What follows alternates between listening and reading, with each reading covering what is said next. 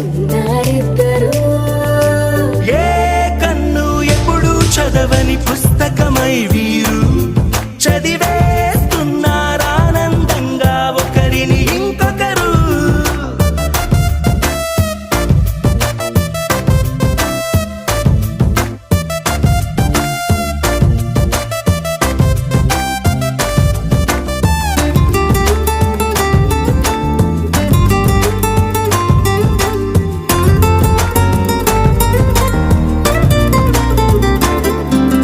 నలుపు జాడ నలుసైన అంటుకోని హృదయ